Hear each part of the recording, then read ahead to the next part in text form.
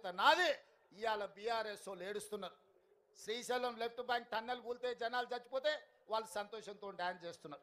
ఏనన్నా road మీద accident జరిగి ఎవరైనా చచ్చిపోతే వాళ్ళు సంతోషపడుతున్నారు. ఏనన్నా పంట ఎండిపోతే వాళ్ళు సంతోషపడి గంతులు వేస్తున్నారు. ఇంత పైశాచిక ఆనందం ఎక్కడన్నా ఉంటుందా? ఏందయ్య వాళ్ళ ఆలోచన?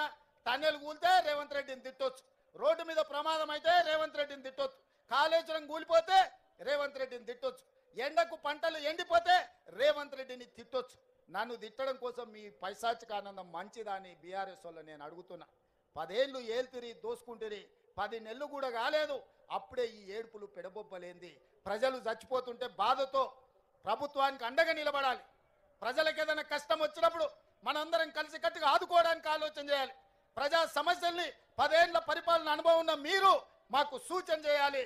ఈరోజు నీళ్ళ సమస్య వచ్చినా, కరెంటు సమస్య వచ్చినా, ప్రాజెక్టుల ప్రమాదం వచ్చినా మీ అనుభవాన్ని ఉపయోగించి ప్రభుత్వానికి సూచన చేయాలి తప్ప మీ పైశాచిక ఆనందం తెలంగాణ రాష్ట్రానికి మంచిది కాదు.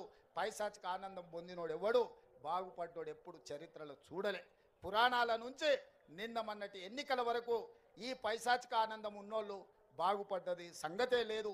అందుకే మీ ఏడుపు ఆపండి, అభివృద్ధిలో భాగస్వాములు కాండి. ఈరోజు జరుగుతున్న కులగణనలో మీ పేర్లు నమోదు చేసుకోండి. మా ఆడబిడ్డలు చేసే అభివృద్ధిలో కూడా మీరు భాగస్వాములు కావాలి. మా ఆడబిడ్డలు పట్టుదలతోని ముందుకు వచ్చి